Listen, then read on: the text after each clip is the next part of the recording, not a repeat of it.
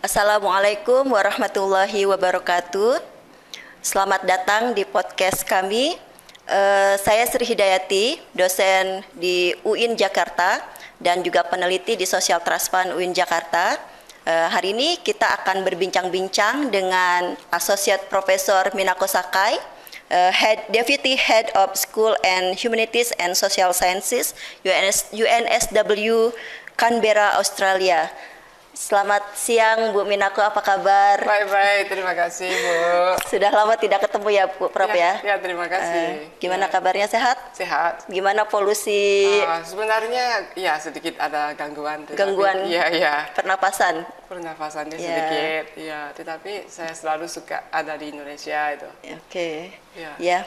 Baik, Prof, kita akan berbincang-bincang sedikit ya tentang pengalaman Prof di Indonesia, terutama kenapa sih Prof Minako tertarik untuk melakukan penelitian di Indonesia? Ya, sebenarnya pada waktu saya mulai tertarik pada Indonesia itu saya masih mahasiswa S1. Pada waktu itu belum pernah ada niat seperti mau menjadi peneliti di bidang itu sama sekali. Saya pada waktu itu belajar bahasa Inggris dan hubungan internasional. Nah, pada waktu itu saya sama sekali tidak tahu tentang lingkungan negara-negara Asia. Dan saya suka belajar bahasa asing. Jadi di universitas saya di Sofia itu ada pilihan bahasa. Ada bahasa Tagalog, ada bahasa Cina, bahasa Indonesia. Kebenaran aja pada waktu jadwal saya itu cocok itu apa? Kebenaran bahasa Indonesia. Itu mula-mula itu. Lalu pertama kali saya masuk kelas, kelasnya hanya ada 2 atau 3 orang dengan dosen itu dari KBRI di Tokyo pada waktu itu. Lalu latar belakang beliau itu militer. Jadi saya masuk gitu kan, ini hanya 2-3 orang gitu kan, lalu sudah di asumsi itu, jadi Anda sudah mahasiswa ini kan, terus belajar kayak gitu, perintah gitu kan, jadi beliau sangat disiplinnya luar biasa. Lalu saya juga kebenaran ketemu dan mengikuti kelas-kelas tentang Indonesia karena ada dosen itu juga memang Profesor Murai yang studi utama itu pembangunan ekonomi dan masyarakat. Jadi saya mengikuti kelasnya beliau. Selain daripada itu juga belajar bahasa Indonesia tidak bisa mundur itu karena mahasiswanya sudah hanya 2 atau 3 gitu. Jadi sudah ini kan. Setelah itu saya semakin setiap minggu itu jadi ada putaran video. Pada waktu itu belum ada YouTube ini ya. Pada waktu itu masih 80-an. Jadi tahun 80-an. Iya. Jadi ada Pak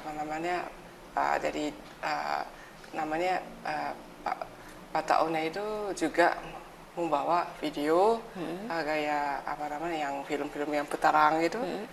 Saya melihat Bali. Kelihatannya Bali ya, jadi cantik gitu kan. Lalu beliau itu di dalam kelas itu belum ada peraturan, selalu menghisap rokok kretek. Jadi ada saya terasa setiap kali masuk kelas itu seolah-olah sudah ada di dunia yang lain. Jadi tertarik gitu kan. Lalu juga jadi saya memutuskan pergi ke Indonesia. Tapi pada waktu pertama-tama itu jadi untuk pergi saya mencari sahabat pena. Karena sendirian itu takut kan, belum ada WhatsApp ya. Jadi pada waktu itu saya mencari sahabat pena, koresponden. Iya, koresponden. Kebenaran ketemu dengan jadi salah satu Indonesia. Masih kita WA kadang-kadang. Jadi beliau sekarang tinggal di Amerika, tapi jadi saya mempunyai beberapa sahabat pena menginap di rumah di dekat dari Kebun Siri pada waktu itu. Jadi memang ini kan pertama kali mendarat itu masih Bandara Halim. Oke.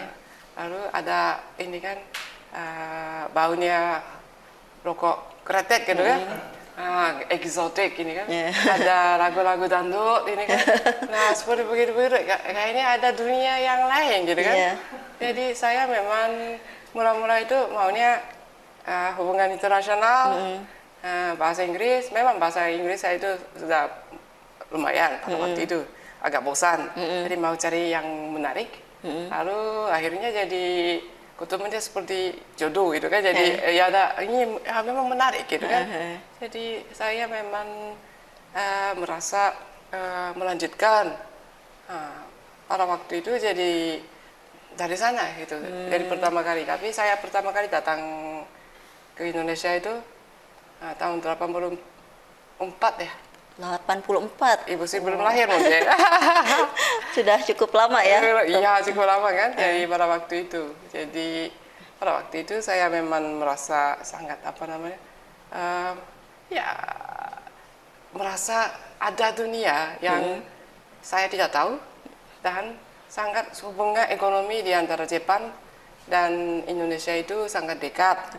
Tetapi saya sepertinya tidak tahu sama sekali. Iya. Nah itu oleh karena itu saya memutuskan kalau begitu saya mau ambil mata kuliah supaya saya bisa membuat skripsi.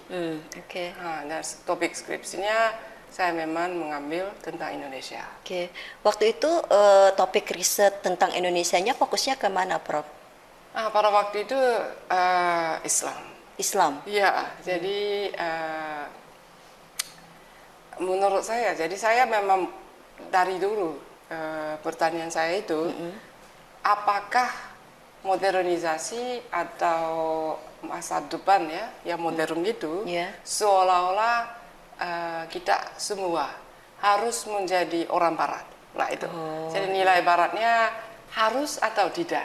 Karena saya dibesarkan di Jepang. Setiap hari mungkin ini kan Bu Sri mungkin sudah melihat orang-orang yang memakai kimono itu tidak ada, ya kan? Sewaktu-waktu baru muncul. Lalu saya sendiri tidak ada perasaan seperti orang Asia gitu kan pada waktu itu. Saya mungkin asumsi saya itu ya ini kan jadi teman-temannya Amerika dekat-dekat kan. Jadi ya kalau begitu saya juga lumayan bahasa Inggris kan. Jadi perasaan saya itu begitu. Jadi saya melihat, jadi kalau kita melihat bagaimana strategi pembangunan Indonesia itu, nah harus modernisasi itu Barat atau tidak? Apakah Islam yang ini kan agama yang dominan itu bisa menjadi kunci untuk pembangunan masa depan? Nah jadi saya mulai membaca tentang Muhammadiyah, juga jadi Muhammadiyah itu memang ada ini kan ada memang sejarah syarikat dakwah Islam dan segala macam yang menyangkut. Jadi apakah orang Muhammadiyah berhasil sebagai orang ekonom atau tidak kayak gitu-gitu. Lalu juga saya baca tulisan Clifford Geertz, orang antropolog yang terkenal. Lalu tapi menurut saya membaca tulisan Religion of Java, agama Jawa itu, Islam itu tidak diciptakan seperti tidak ditulis seolah-olah Islam yang terkini ya, sama sekali lain.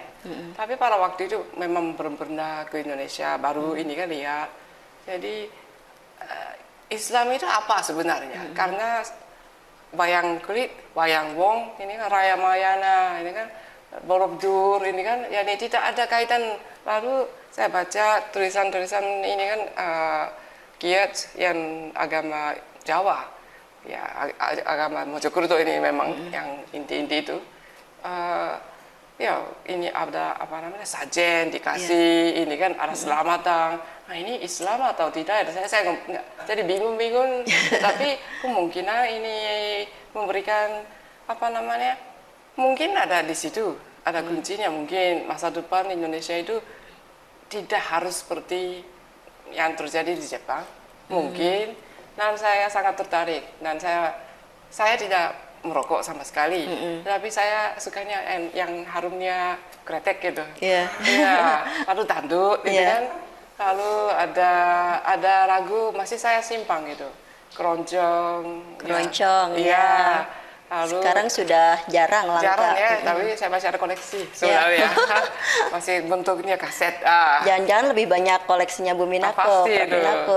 Jadi Roma Irama, Oh. NC Sukawesi itu kan. Jadi lalu saya juga memang suka belajar bahasa Indonesia kan. Iya. Jadi sedikit-sedikit mau nonton gitu kan.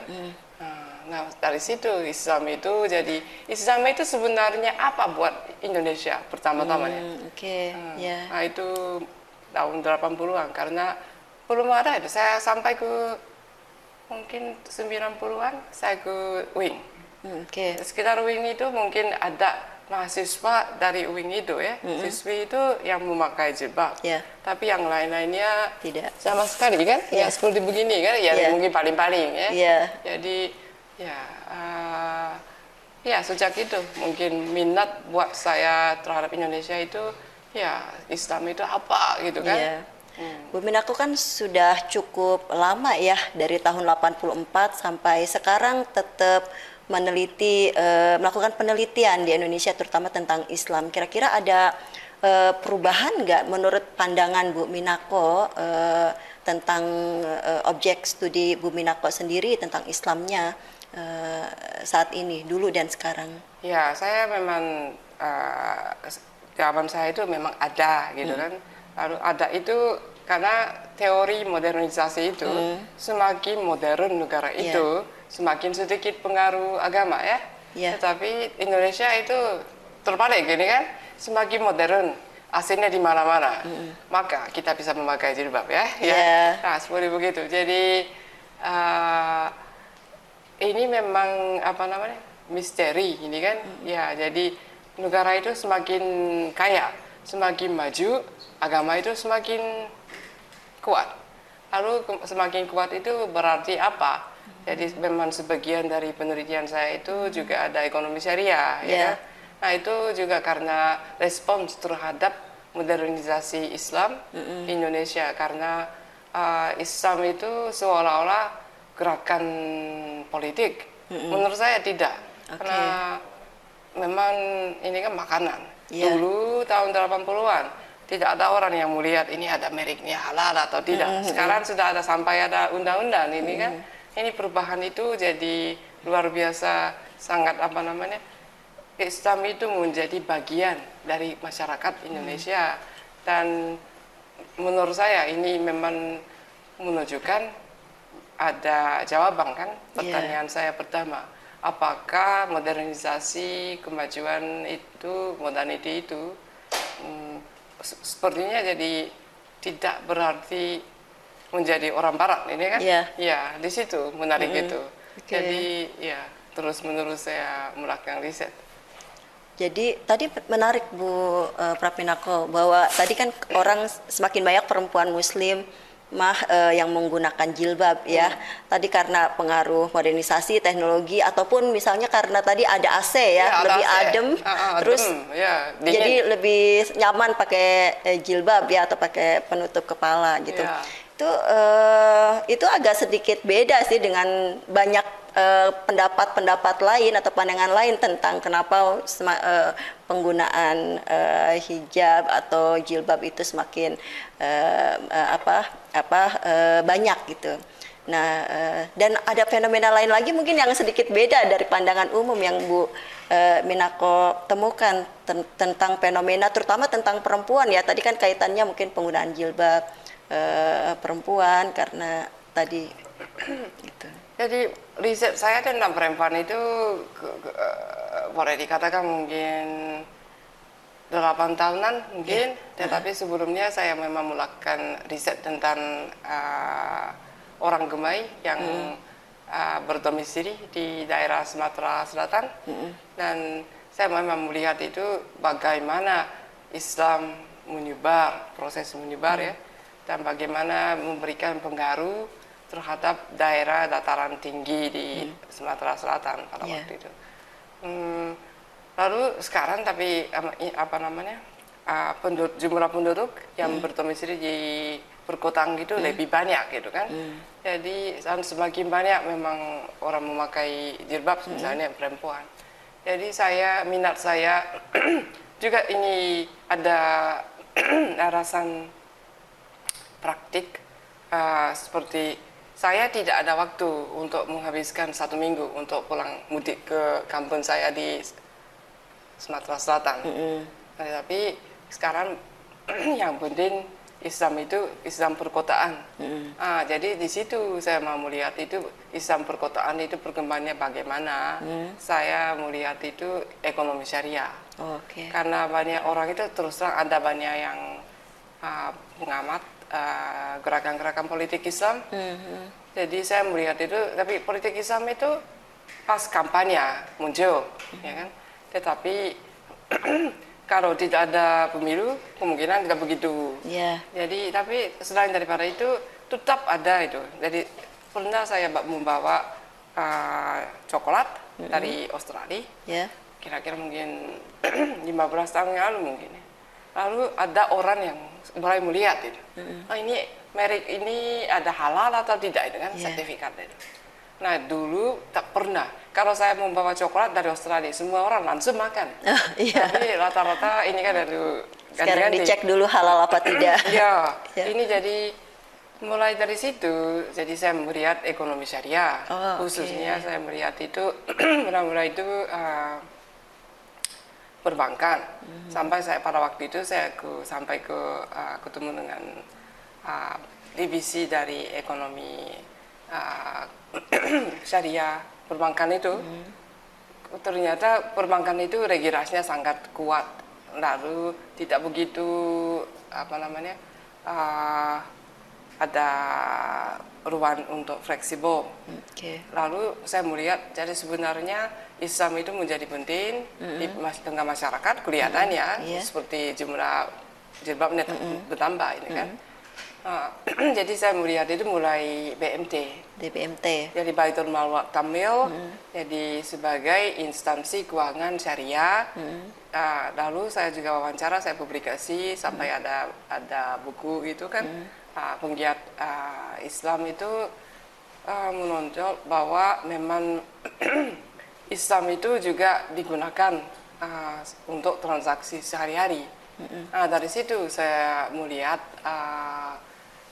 bagaimana mungkin orang Indonesia itu memakai Islam untuk pergaulan sehari-hari, khususnya. Lalu sering kali ada pertanyaan di Australia, sejauh mana Islam itu seperti Taliban, jadi tidak memberikan kesempatan terhadap perempuan kayak gitu kan. Jadi saya melihat Indonesia itu tidak sama sekali seperti Taliban. Jadi saya mau memberikan contoh bahwa Indonesia itu Islam yang dipraktikan di Indonesia itu dengan masyarakat itu sangat toleran.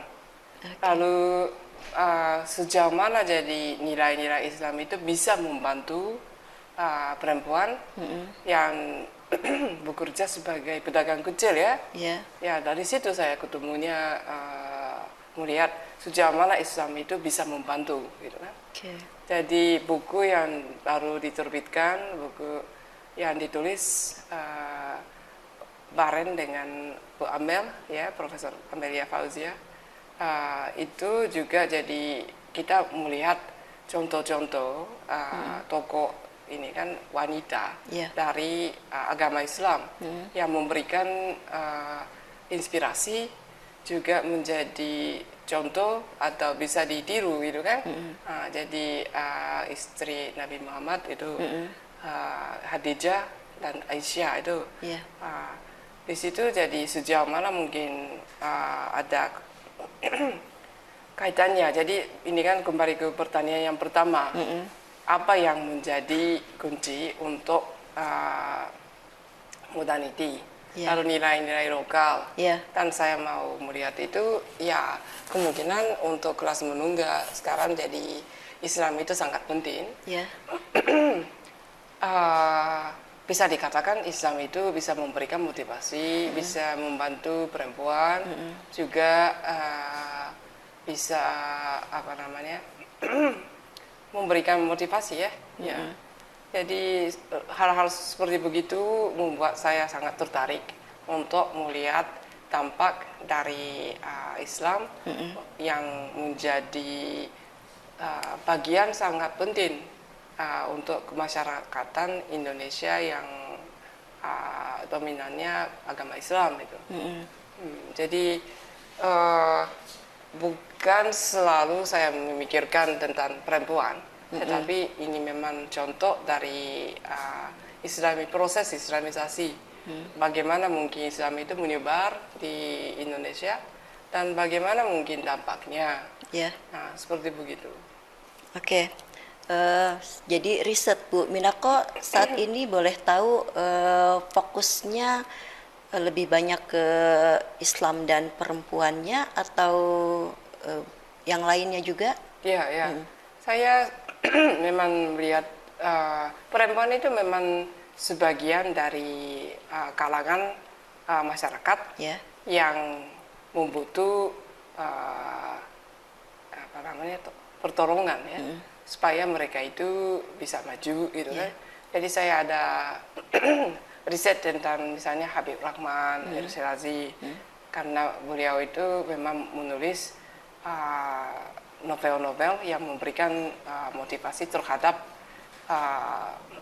pemuda ya. Dan saya melihat Islam itu menyebar. Kenapa bisa menyebar? Nah itu mungkin dari pesantren, kitab kuning mungkin. Tapi saya tidak bisa membaca huruf Arab ini kan. Tapi saya melihat banyak orang juga tidak bisa sebenarnya. Jadi mereka juga mendapat informasi-informasi dari Instagram, itu kan. Jadi saya melihat bagaimana Islam itu bisa otoritas Islam dan sumber Islam itu bisa disebarkan lewat apa. Jadi saya ada riset inovasi sosial yang berdasar pada Ziswaf itu seperti begitu kan. Tetapi saya tidak begitu bukan dari Ustazah ini kan, bukan dari tafsiran. Tetapi bagaimana mungkin istilah untuk memberi ini kan, ini memang bisa membantu, tetapi juga ada hambatan. Nah, karena siapa yang bisa menerima ini kan benefit itu juga ada batas-batasnya gitu. Jadi saya melihat itu rata-rata bagaimana Islam itu bisa menyebar, dampaknya apa. Lalu Islam itu bisa memberikan kunci untuk arah masa depan Indonesia. Dan sebagai peneliti yang sudah bertahun-tahun ya, tugas saya itu menjelaskan mengapa Islam itu bisa menjadi kuat, dampaknya bagaimana. Lalu juga Islam yang dipraktikkan di Indonesia itu sangat beda daripada Islam yang dipraktikkan di Afghanistan gitu. Dan saya merasa sangat dekat dengan masyarakat Islam. Di sini saya juga 2 bulan ini kan sudah seperti pulang ke kampung halaman saya ini. Jadi tugas saya itu menjelaskan Islam itu betapa pentingnya, Islam itu bisa bagaimana memberikan motivasi dan bagaimana mungkin Islam itu berfungsi. Nah itu jadi topik-topik dan proyek-proyek itu bermacam-macam, tetapi saya selalu usahakan menjawab pertanyaan saya, bagaimana nilai lokal itu bisa memberikan kunci ya untuk arah pembangunan dan modernity masa depan, dan apakah Islam itu bisa? Sepertinya ya itu kan jadi. Nah itu jadi rata-rata jadi saya juga melihat disaster relief, recovery, resilience, sustainable development, seluruhan itu jadi sejauh mana nilai-nilai Islam itu bisa dikaitkan. Maaf ya suara saya itu. Oke, boleh minum dulu, Prof.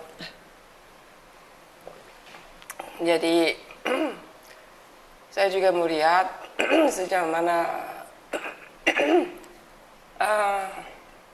pembangunan pedesaan. Ya. Di situ bagaimana mungkin posisi perempuan bisa ditingkatkan, sejauh mana nilai-nilai lokal atau Islam itu bisa bantu. Seperti begitu saya ada beberapa penelitian. Oke. Satu lagi, Prof. Minako. Tadi kan Islam itu kan mendorong pada pembangunan, intinya seperti itu adalah. Nah sekarang kan juga dihadapkan dengan teknologi ya, Prof. Jadi tantangan untuk tantangan bagi masyarakat Muslim sendiri juga cukup kuat gitu ya. Ada mungkin teknologi modernisasi barangkali juga menjadi penghambat, atau bisa juga menjadi ada tantangan di situ dan juga bisa menjadi membantu tadi memicu menstimulus perkembangan Islam yang ke depan gitu. Nah, kira-kira yang Bu Prof Minako lihat selama ini dengan perkembangan teknologi modernisasi yang saat ini kan sudah semakin maju itu terhadap Islam yang ada saat ini tuh seperti apa? Mungkin riset terbarunya Prof Minako itu seperti apa? Sedang saya kembangkan itu memang